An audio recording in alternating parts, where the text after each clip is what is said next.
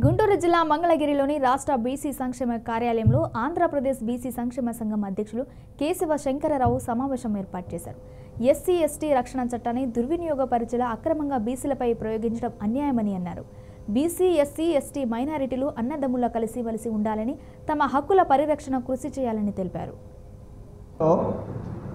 ఇప్పుడు అక్కడ ఉన్న స్టేషన్స్లో ముఖ్యంగా అత్యధికంగా బీసీలు ఉన్నారు. విషయం జరిగిన ప్లేస్లో విచారణ ఏం చేశారో ఇంతవరకు సమాధానం లేదు. అదేవిధంగా అక్కడికి వచ్చి ఒక డాక్టర్ని, ఒక మైనారిటీ డాక్టర్ని, ఎవరైతే ముస్లిం మా సోదరుడు ఆ డాక్టర్ మీద మరి అటాక్ చేయబోతుంటే ఒక పోలీస్ డిపార్ట్మెంట్ ఎస్ఐ వెళ్ళి అతను వాళ్ళని కాపాడి ఇతని స్టేషన్కి, అంటే చట్టం వాళ్ళ చేతుల్లోకి తీసుకుని ఏ రకంగా చేసినా మేము ఎలాంటి అవకాశం ఉందో ఒక ఎస్సీ యాక్ట్ పెట్టి మిమ్మల్ని బెదిరిస్తామనే ఆలోచన విధానమైనా ఇదంతా గమనించాలి. అంటే భయపడాలా? ఇప్పుడు దీనికి సంబంధించి భయపడి మనం లొంగిపోవాలా? నేను చాలా స్పష్టంగా తెలియజేస్తున్నా. ఎస్పీ గారిని కూడా మేము ప్రశ్నిస్తూ ఉన్నాం. డిపార్ట్మెంట్కి సంబంధించి విచారణ చేసి మీరు ఆల్రెడీ ఏ విచారణ లేకుండా కొంతమంది కానిస్టేబుల్ని ఒక ఎస్ఐని సస్పెండ్ చేయడం కూడా జరిగింది.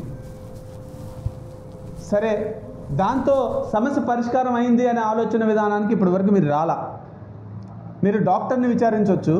అక్కడ జరిగిన ఎస్ఐ ఎవరైతే ఉన్నారో అతను ఒక ఎస్టీ, అతన్ని విచారించవచ్చు. ఎందుకు స్పెసిఫైడ్గా నేను క్యాస్ట్ తెలియజేశానంటే, అసలు సంఘటనలో ఉన్న వ్యక్తులకి ఎలాంటి ఆలోచన లేకుండా సంఘటనలో లేని వ్యక్తుల్ని తీసుకొచ్చి దీంట్లో మరి తీసుకురావడం అని అంటే దీంట్లో ఒక కుట్ర ఉందనే చాలా స్పష్టంగా క్లియర్గా అర్థమవుతుంది అనేది మనం గమనించాలి.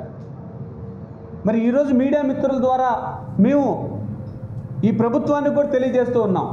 అత్యధికంగా ఈ రాష్ట్రంలో బలైపోతున్న వారు బీసీలే. ఈ ఎస్సీ ఎస్టీ కేసులన్నీ కూడా అత్యధికంగా బనాయించేదే బీసీల మీదే.